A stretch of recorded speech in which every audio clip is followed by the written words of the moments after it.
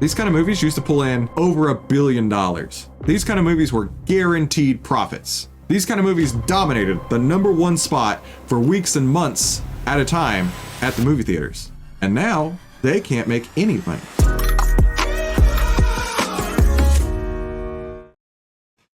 Disney CEO Bob Iger just admitted, oh man, this job's way harder than I thought it would be, right? This is actually his second stint as being CEO. And while he says it's harder than he expected, he says, hey, being back feels great. I don't know about that, Mr. Iger. I believe I just saw a stat yesterday that says Disney has lost $750 million just on their movies. Imagine for a second, you are the CEO of a company and you had the decision of, should we make movies or should we just not lose $750 million? That's his decision here. I don't think they're going to stop making movies. But I definitely think that they have realized that their consumer base has completely handily rejected everything that Disney is putting out these days.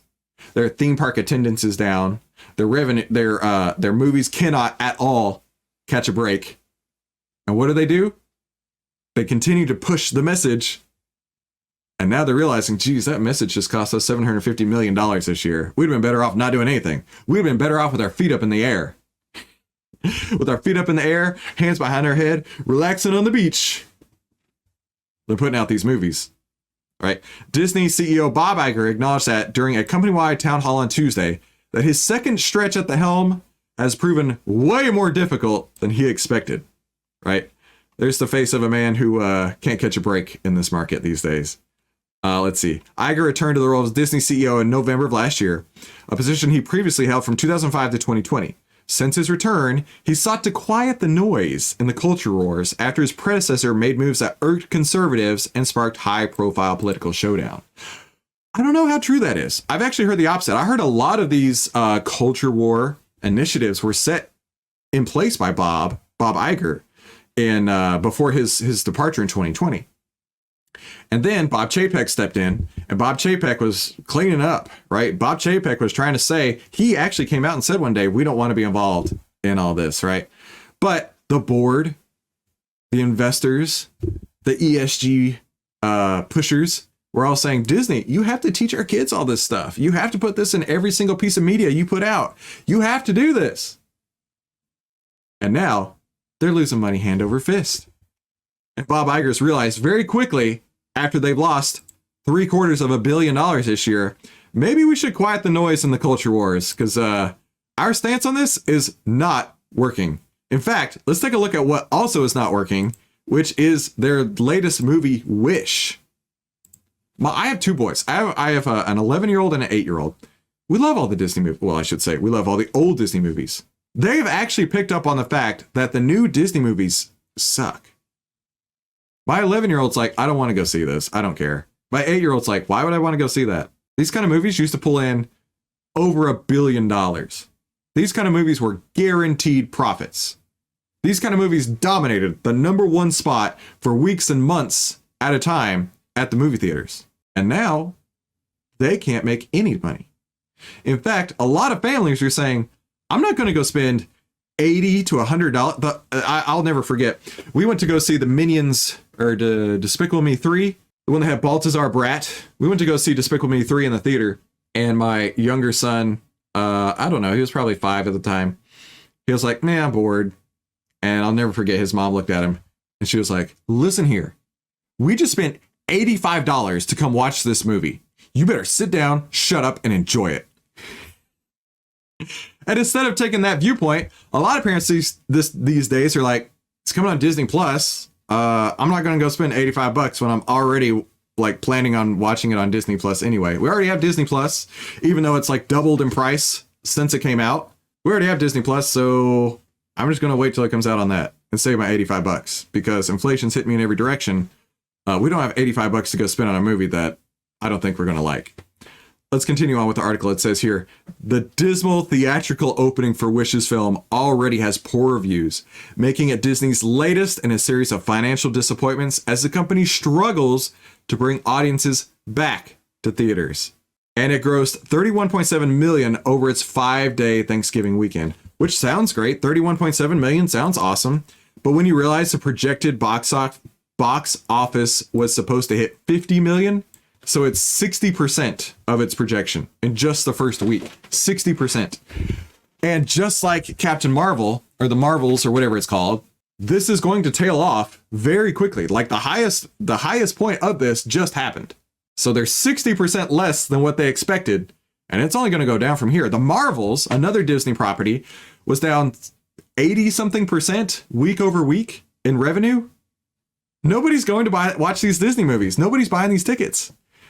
And in addition to that, this film cost $200 million to produce. The Disney Wish movie cost it cost the company $200 million to produce. Now, the rule of thumb when it comes to the movie industry is you need to double the budget to account for all of the theater revenue, all of the advertising. And so it's going to take Disney $400 million in sales at least to break even on this movie. Now, let's say they only pull in $100 million completely. Let's say that the entire theatrical run, they only pull in $100 million. That means this one movie cost $300 million in losses. Because if it's 200 to produce and another 200 to factor in all the costs and all the theaters, and you only make 100, that's $300 million the Disney company is out. They can't catch a break, right? They are not making anything these days. Only the Wish fell behind, grossing. Let me rephrase that. Wish fell behind the opening weekend gross of nearly every other film produced by Walt Disney Animation Studios. The only two that I ever beat were flops like Strange World and Raya the Last Dragon. Now, let me tell you, I actually went and paid to watch Strange World with my kids. 15 minutes into the movie, my son looked at me and he said,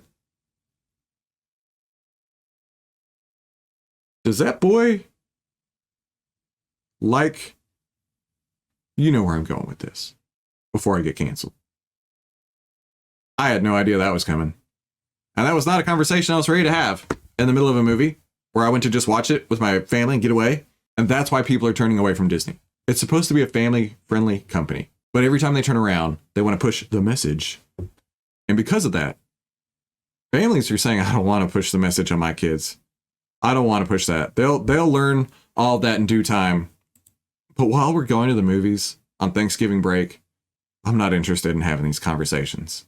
Disney's animated films produced by Pixar tend to perform better at the box office, but Wish did not surpass the opening weekend gross of any of them. And that includes Toy Story 2 and A Bug's Life, which came out in the 90s. And that is without adjusting for inflation. So it couldn't even beat a movie from 30 years ago without even adjusting for inflation.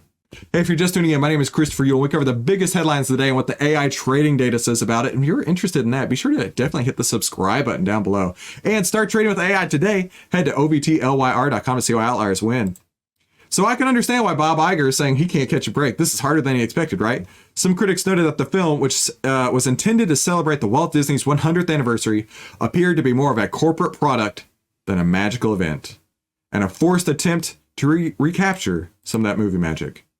Another person says their audiences are likely waiting to watch Wish at home once it streams on Disney Plus, like I was saying, right?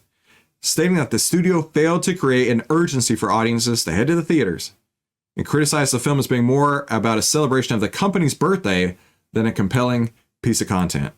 I'm not going to go pay $85 to go to Disney's birthday party. No, maybe they'll find somebody else too. But let's take a look at what the AI trading data says about the Disney company here. We actually got a buy signal back on November 8th, and you can see it's performed really well since that point there. And if you'd been following these signal returns, you'd have seen a 58.51% return. Not too shabby at all. So if you're interested in getting your hands on these AI trading signals, head to ovtlyr.com to see why outliers win. Now let's go see what the internet says about this. I bet these are going to be juicy. Oh, I can't wait to see. Let's see. He drove Disney in the ditch before those behind left him to finish it. Walt was about wholesome family entertainment, not about the woke. Well, Bob, we don't need you and we don't need Disney, just like we don't need Bud Light and we don't need Target. Simple. And I don't need to understand exactly how the YouTube algorithm works, but it tells me that one of these two videos is going to be perfect for the way to continue on your day. Thank you so much for tuning into today's Outlier Live, and I'll see you on the next episode.